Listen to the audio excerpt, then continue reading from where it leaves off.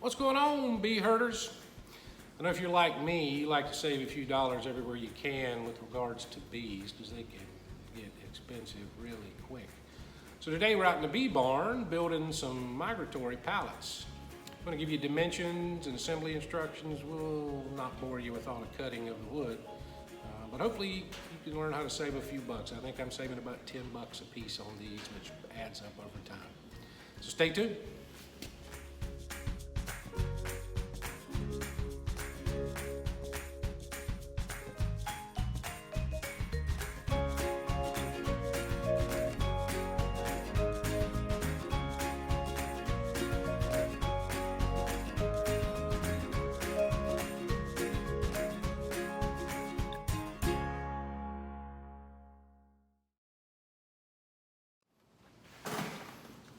Okay, we're going to start with just assembling the basic base of the pallet. We've got 3 pieces of 2x4, treated of course, cut 48 inches. We also have 3 pieces of 1x4 treated, cut 33 1/4 inches, and 1 piece of 15 32nd plywood cut 21 1/2 by 33 1/4 inches.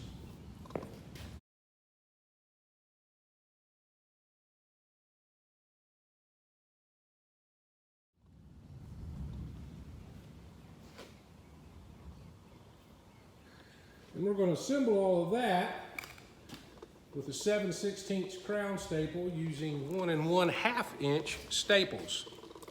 I got to tell you, that was probably one of the best investments we've ever made, that stapler. Assembling boxes and all kinds of stuff. All right, so we're going to shoot this stuff together here real quick and move on to the next step. All right, you've already probably guessed that we're going to need 2 of these pieces of plywood. Again, it's 15 32nd plywood cut 21 1/2 by 33 1/4. We're just going to staple this to these 2x4s on edge.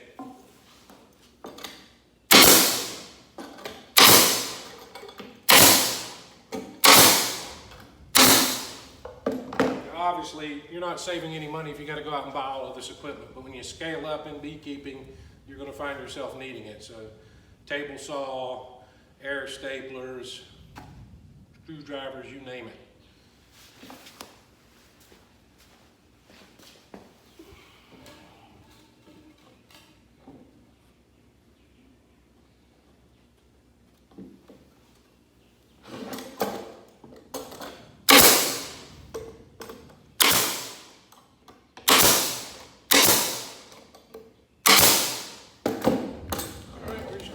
That process on the other end. Another thing you want to keep in mind is you need a good square corner to start working with.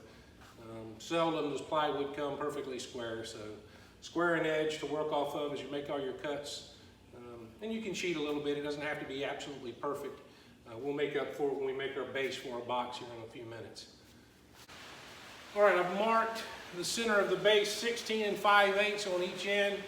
And that's where we're going to line up this center 2x4 for support and staple it in place. Remember, it's going to be being picked up by skid steer with pallet forks, tractor with pallet forks, something with pallet forks to move these around, because once 4 hives are set on it, you're not going to lift it up and tote it yourself. Okay, we're putting our bottom support crossboards on. Again, these are 1x4 treated, cut 33 1/4 inches. We've set back 6 inches from each end for the 2 end pieces and put the middle piece on center at 24 inches. The reason we've sat it back is we want to stack these things when they're empty. They're going to have the W clips on the other side, and if you put this board right on the end, they won't be able to stack. Apologize for the noise. It's decided to rain today, of course.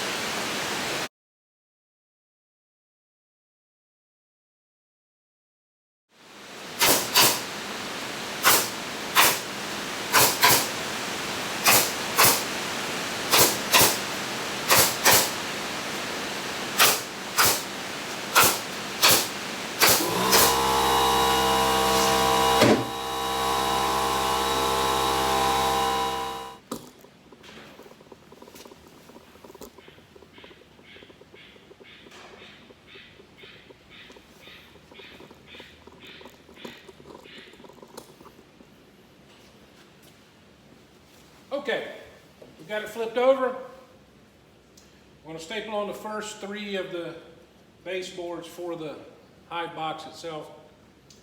All of this comes out of a treated 1x6. I rip it to 1 inches. That gives a little bit of wiggle room here as you set the 3/4 inch box on it. Now this back piece is 3/4 in depth, 1 inch wide, and 33 1/4, the same width as the plywood, obviously. This front piece is 3/4 by 2 1/4 by 11, and the reason it's 2 1/4 is I can rip 3 1-inch pieces out of that 1x6, and this is the leftover piece that I can use for the center and the front board. Obviously I need a little bit better than double width here for the 2 boxes we're going to set on.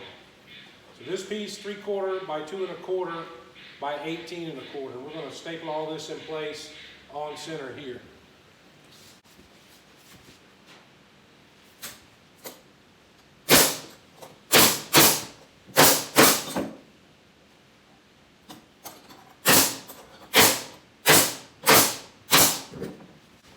Okay, so all we've got left now are these 2 side pieces.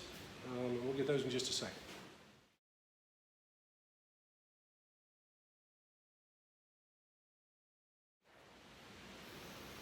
Okay, our 2 side pieces, 3/4 by 1 by 19 1/2.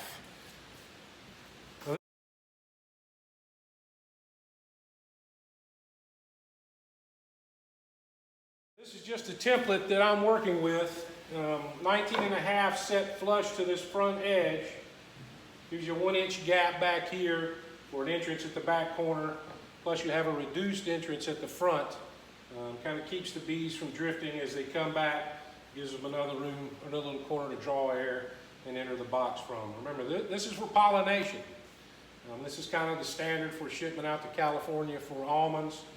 It makes life easy here for the watermelons and strawberries and other things that we pollinate here.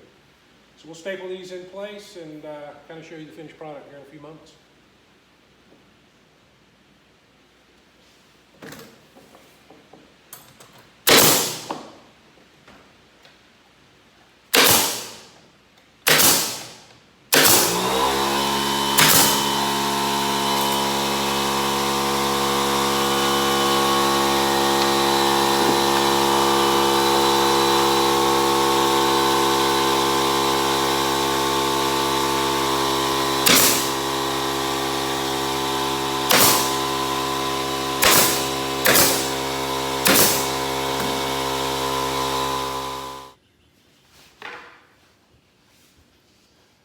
Okay, the next piece is kind of the key piece. That's our 2 W clips. I've seen one before. That's a W clip. And the outside to outside length here needs to be the same as the inside dimension, or close to the same as the inside dimension of your boxes, which is right around 18 1/2 inches. So measured off the back edge here, 3/4 of an inch. We're going to screw this one into place. And we're going to go just a little short of 18 1/2 inches up here. That'll give me a little bit of room for any inconsistency in the thickness of the wood. Box will shift just a touch, but once you've got bees in it and they start probalizing things, it's not going to shift at all. So we'll screw these in place on center.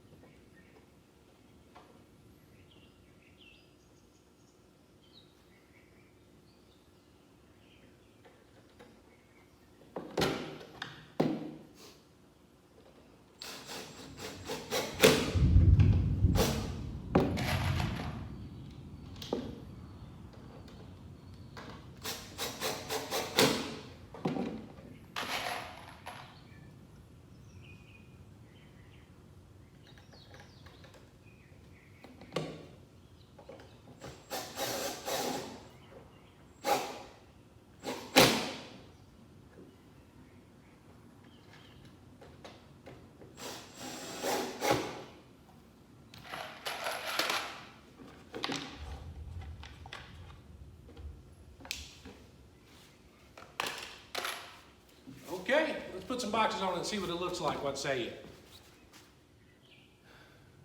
Well, there you have it. A 4-way migratory pallet made right here in our own bee barn. It's not overly complicated as long as you've got the right tools, obviously. Like I said, I'm only saving about 10, maybe 12 bucks a piece on these. I'm not counting having to go get them and the fuel that would require. Run right here to my local lumber house and get the lumber I need, high quality stuff here at Dowling in Hartford, and knock it out. 1 or 2, it wouldn't be worth it to try to make them yourself, even if you had the tools. When you're making 30, 40, 50, it definitely adds up. And if you've got the time, it's good to save every penny you can. So until next time, I hope you enjoyed it here in the bee barn. Take the time to like and subscribe and hit that little bell if you would. I'll let you know whenever we're putting some new stuff out. Until then, keep on keeping on.